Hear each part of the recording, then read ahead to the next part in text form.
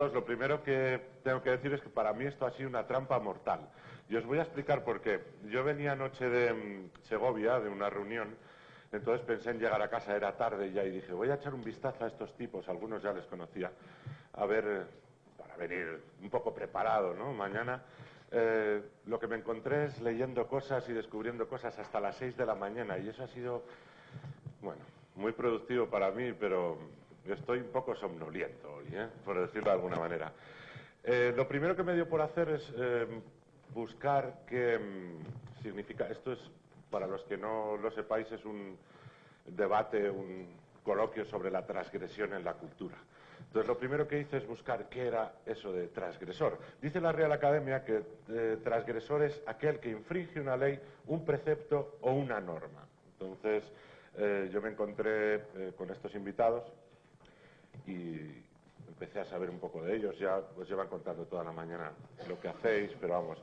Me encontré un tipo, como es este personaje que hemos tenido al final, Ángel, ¿no? Que, bueno, pues es absolutamente transgresor, ¿no? Dije, ¿son transgresores de verdad? Entonces indagué un poquito, ¿no? Me encontré a Ángel, que ya habéis visto que es absolutamente transgresor. Me encontré leyendo un artículo sobre Andrea Gassi, unos blogs maravillosos, una entrevista con David Muñoz de Diverso. Ya conocía a Hotdown, pero ya me habéis jodido. O sea, estoy absolutamente enganchado, por decirlo de alguna manera. Me encontré también un personaje, no os conozco así personalmente, pero Rafa, ¿aquí? Bueno, pues un tipo que, bueno, con esto del coworking que está tan de moda, ¿no? Pues yo creo que le han dado un giro total y absoluto. Además ofrecéis ventajas como la mutua madrileña. He visto que tenéis ventajas para todos vuestros trabajadores y eso es absolutamente maravilloso. Me encontré también a Roberto, que está por ahí, tengo las caras un poco identificadas. Vale, Roberto, que tenéis absolutamente la empresa integral musical, ¿no? Por decirlo de alguna manera. Flipé porque además es lo que nosotros siempre hemos querido tener, ¿no? Entonces es la envidia sana esa que te produce ver que trabajáis todos los ámbitos, no solo a nivel de empresa musical, generadora de nuevos grupos, de actividades, de producción, absolutamente integral. Me quedé absolutamente maravillado y aprendí mucho. Creo que está también Sergio, ¿no? Aquí de Bubok, que, bueno, cada vez se me hacía más tarde, por decirlo de alguna manera. Y entonces en Bubok me di cuenta de que la gente puede publicar sus libros. Esto es increíble, ¿no? Y tener una puerta abierta a expresar, ¿no? Que esto, los culturetas, ¿no? Es lo que normalmente defendemos, ¿no? Tenemos que expresarnos. Entonces me di cuenta que en Bubok habían abierto una puerta absoluta, ¿no? a la expresión. Y por último, con Sheila me quedé alucinado porque, bueno, pues sois capaces de aunar a Norman Foster, pasando por Jorge Valdano y acabando en... Bueno, pues me quedé increíble, digo, pero esta señorita, ¿quién es? Para convencer a tantísima gente. Ya lo ha explicado ella, ¿no? Todo esto de los camiones de bomberos, la verdad que funciona muy bien. En el sonorama que nosotros no nos queda más remedio también, al igual que todos mis compañeros, que usar la imaginación, pues creo que no hay otra forma que convencer a la gente y llegar a la gente a través de otros canales. Es lo último que creo que nos ha quedado en la cabeza con Ángel, ¿no? En este caso. Entonces, me sentí tan transgredido y tan transgresor que vamos a empezar un poco por Sila, ¿no? ¿Os sentís transgresores de la cultura? Bueno, yo creo que nosotros... Hay que usar esto, ¿no? Sí, vamos a... Esto. Yo creo que nosotros nos hemos planteado cambiar el campo en el cual nosotros trabajamos. Es decir, nosotros venimos del terreno de las ideas y cómo se puede hacer que un festival de ideas sea sexy. Ese es el primer problema, ¿no? Y cómo hacer que los ponentes se diviertan, que el público se divierta. Y bueno, nosotros hemos creado un formato que ahora está en todos lados, digamos que es una conversación que no puede durar más de 45 o 50 minutos y unos minutos para que el público pregunte, o un máximo de una hora. Y después la mezcla de los géneros que tú lo has marcado, y luego cobrar por escuchar que eso, cuando yo lo quise hacer, todos mis amigos españoles me dijeron que estaba absolutamente loca, que nadie iba a pagar por escuchar a alguien hablar, y menos de ideas o de cosas. Y nosotros llevamos cobrando poco, porque es simbólico, no es que sea importante el presupuesto, pero cobrando poco. Roberto, ¿se siente usted transgresor? Creo que hacéis, sobre todo habéis cambiado un poco la forma de ver lo que es una empresa. Nosotros defendemos mucho este concepto porque creemos que hace falta una renovación absoluta dentro de lo que es la industria musical, y creo que estáis aportando mucho, no solo a los artistas, sino a la propia industria. ¿Sentís que estáis cambiando realmente? Hombre, yo creo que sí, porque al final sí que es cierto que cada vez tienes más relación y un posicionamiento mucho mejor dentro de la industria, y te fijas como todas las grandes compañías al final también están tratando de hacer cada vez más proyectos de contenidos para marcas. Y no solo en eso, sino también en nuestra filosofía. Yo entiendo que hoy cada vez tendemos a ser más justos con todo lo que nos rodea, o deberíamos serlo. Y en primer lugar nosotros lo somos con los artistas. Las compañías discográficas firman contratos muy abusivos con los artistas y cada vez más, ¿no? Porque si antes solo pillaban del disco, que generaba unos ingresos suficientes, hoy en día tratan de pillar de todo, ¿no? Desde la parte del porcentaje de ventas de entradas, desde merchandising, desde cualquier proyecto publicitario que hace el propio artista. Y al final no solo es que pillen de más partes, sino que pillan mucho más. Es decir, las compañías discográficas tienden a coger un 10% a lo mejor, o a darle al artista un 10%. Para que os hagáis una idea de cómo nosotros pensamos cómo deben ser las cosas, nosotros el primer año firmamos un contrato con el artista en el que vamos al 60-40 para nosotros, el segundo al 50-50 y el tercero y sucesivos son 60-40 para el artista y 70-30. Eso es inexplicable para una compañía discográfica, que el 90% de su modelo de negocio lo basa en la venta de discos, y nosotros al final la venta de discos es una cosa más en todo lo que nos rodea como modelo de negocio, con lo cual yo creo que sí que es cierto que estamos cambiando algo, o tocando los huevecillos a veces, ¿no? Dentro de la industria musical. Sergio, pasamos, si queréis. Quizás es de las cosas que más me sorprendió, especialmente porque lucháis. Y una de las cosas que me aterra es está aquí Ángel, que me va a decir, estás loco, ¿no? Pero una de las cosas que me aterraba era la desaparición del papel. Siempre he sido, bueno, pues, por educación, de comprar el periódico y leer mucho, ¿no? Entonces, este tipo de cosas. Y me maravilló la propuesta que tenéis, sobre todo muy ágil, con diferentes posibilidades. Aquí creo que habéis transgredido absolutamente el concepto editorial, ¿no? Y habéis pasado a una oportunidad. ¿Funciona esa transgresión? ¿Estáis...? Sí, bueno, es que, claro, es que realmente ya es el presente, es el futuro. O sea, no es la desaparición del papel, es la desaparición de sacar 50.000 libros y quemar 48.000. Esa es la desaparición, eso no tiene ningún sentido. Nosotros desde el principio hemos ido con mucha polémica, porque siempre hemos ido rompiendo todos, bueno, pues lo que había en aquella época, ¿no? Lo que se hacía normalmente. Nosotros cuando empezamos presentamos nuestros libros que van encolados, no van cosidos. Se lo presentamos a un editor, nos lo tiró encima de la mesa diciendo que eso no tenía calidad ninguna. Eso fue hace 7 años. Ahora esos mismos editores están sacando tiradas de 200, de 300 ejemplares. Eso ha cambiado y creo que a mejor. Eso no significa que no se vendan libros en papel, significa que no se queman libros en papel, que la mayoría se queman. Nosotros tardamos 2 años en que nos admitieran en un gremio de editores, porque éramos una editorial online, por ejemplo. Fuimos los que conseguimos que una editorial online pudiera ser admitida en un gremio de editores. Nosotros estamos luchando porque nos admitan en la Feria del Libro de Madrid, por ejemplo, porque al no tener todavía... Es una promesa personal de un señor que no quiere que una editorial online, una librería online esté, aunque sea la mayor editorial de autoedición de este país, esté en una feria del libro.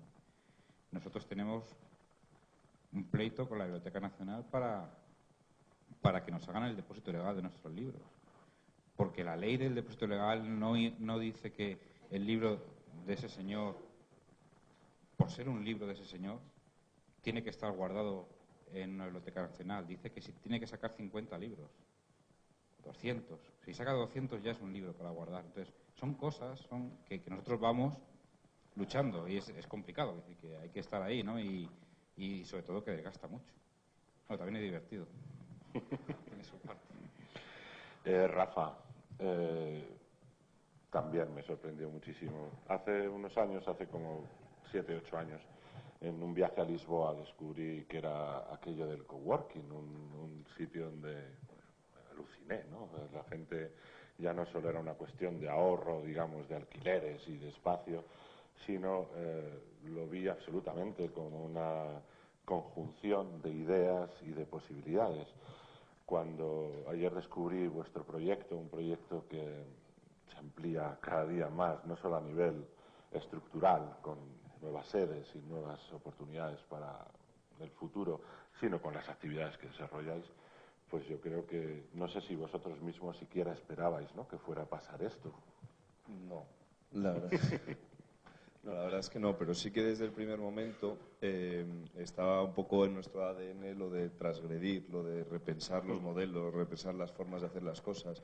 Y de hecho, pues la gente que vamos atrayendo, por un motivo o por otro, pues es así, ¿no? Entonces, pues tenemos una comunidad muy creativa, muy gamberra también, y que siempre se proponen nuevas formas de hacer cosas, ¿no? Pues no sé, actualmente pues o sea, estamos con 2 proyectos formativos súper interesantes, que uno se llama Iron Hack y el otro se llama Teen Labs.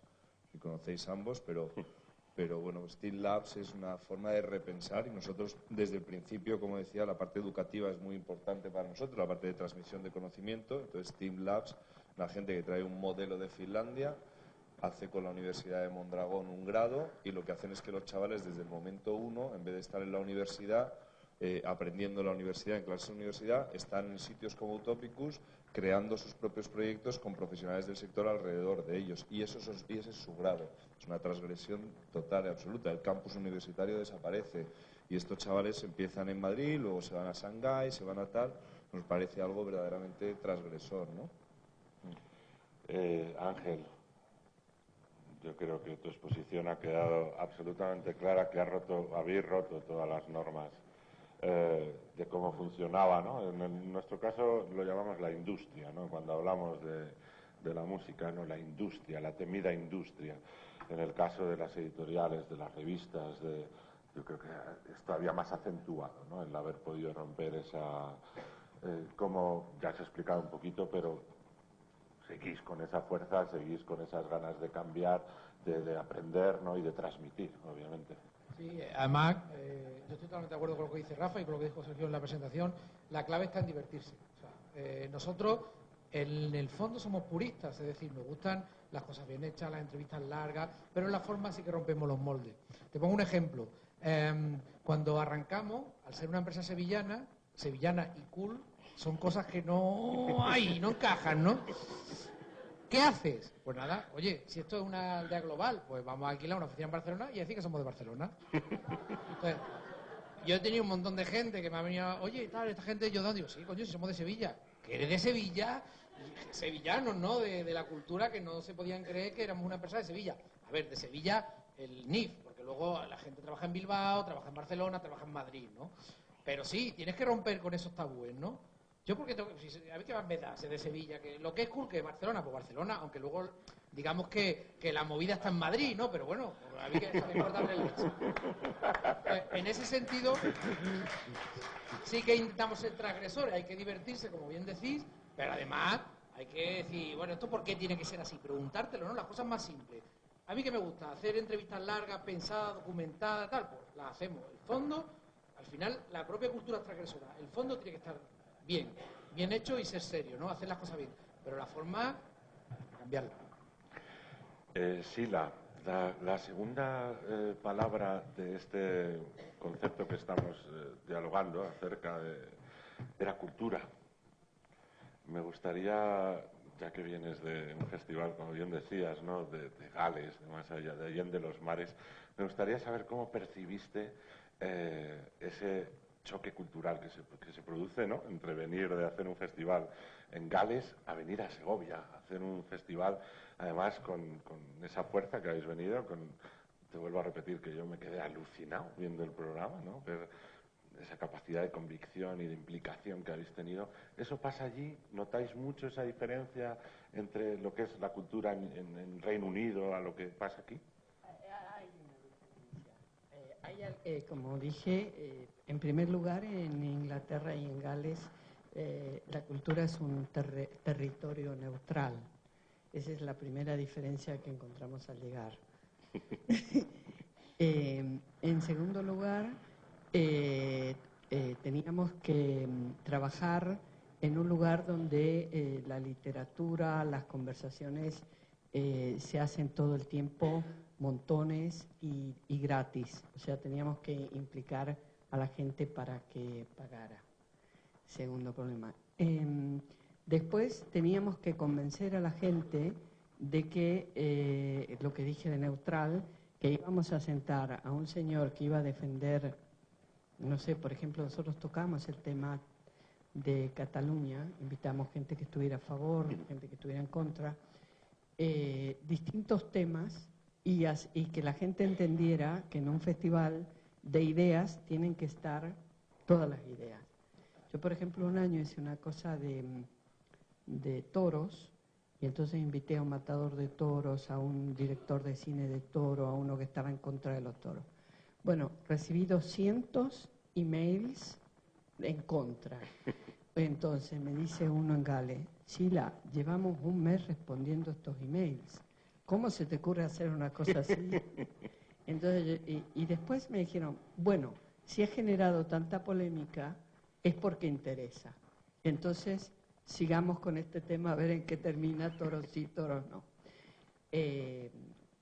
Entonces, toda esta cosa de intolerancia al adversario, intolerancia al que piensa diferente, eso también había que trabajarlo, ¿eh?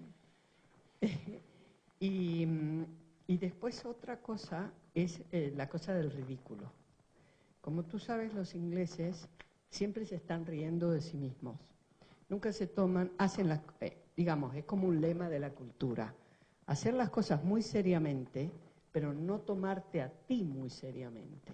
Entonces, bueno, tuvimos que luchar contra el arquetipo de que las cosas serias son las cosas aburridas, son los que hablo de literatura, filosofía, etcétera. No tomar las cosas seriamente, que sean divertidas y que no por eso dejen de ser profundas. Roberto, hay una cosa que a mí me preocupa dentro de esta transgresión y de la forma de enfocar la cultura.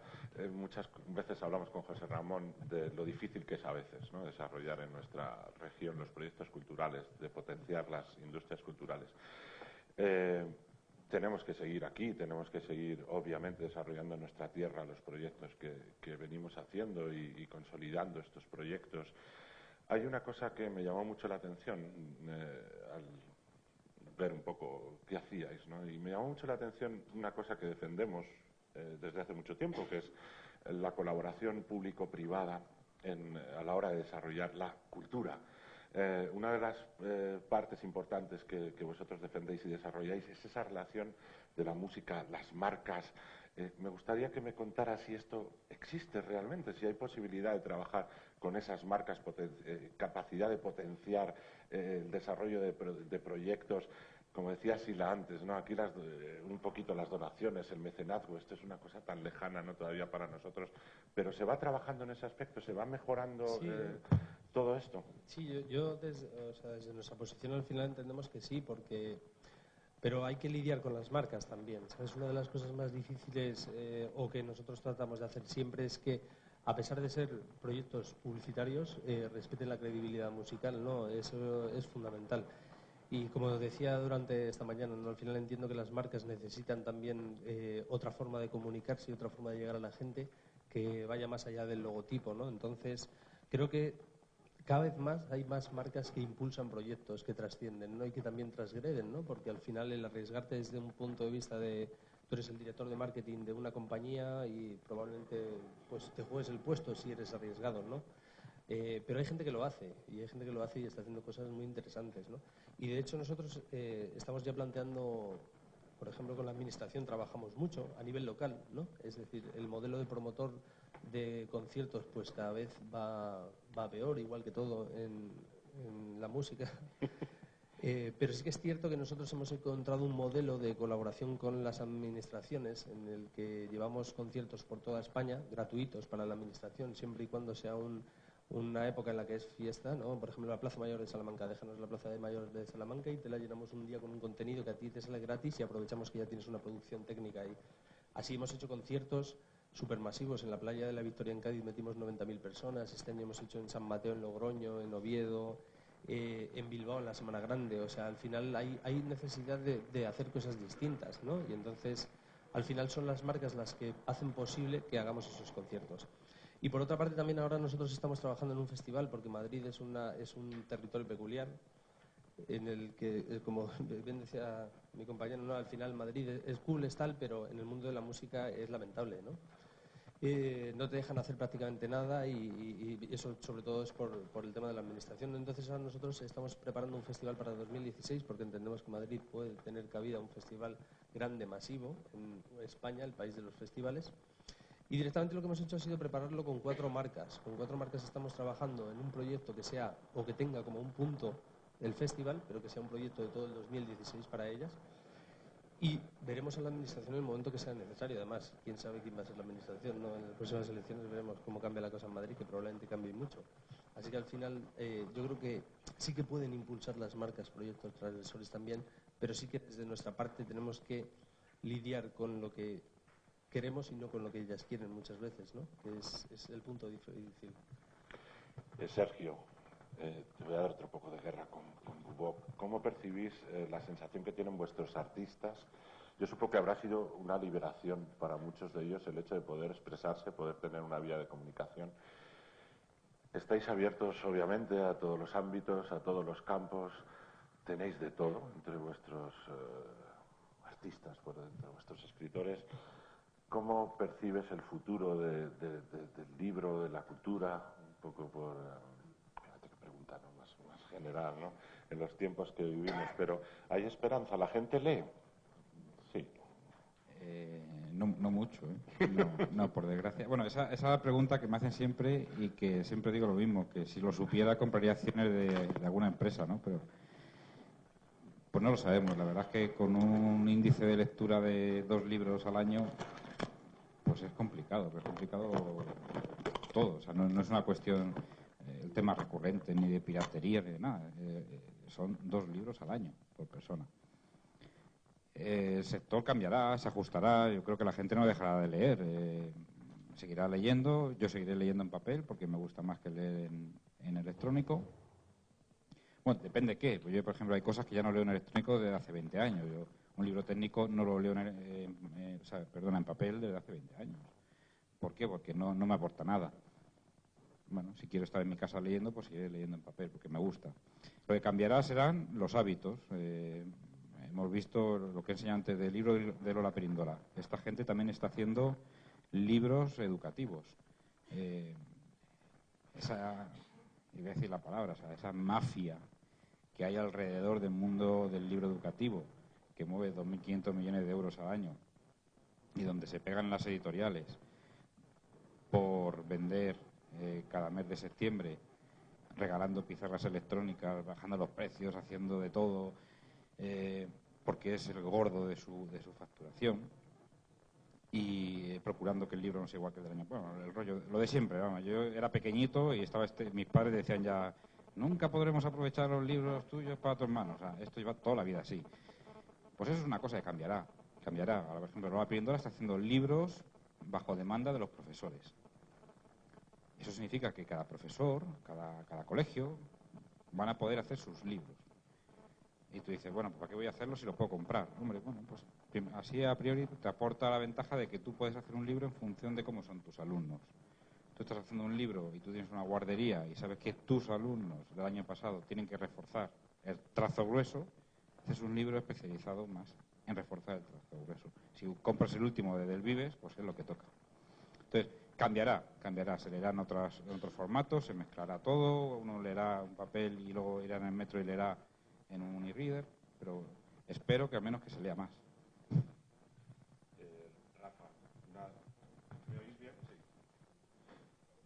Rafa, una de las cosas que yo ayer hablando de cultura y viendo un poco vuestro proyecto, yo que soy muy peliculero, ¿no? y tengo muchas referencias cinéfilas, tuve la sensación de que Utopic era como un búnker cultural.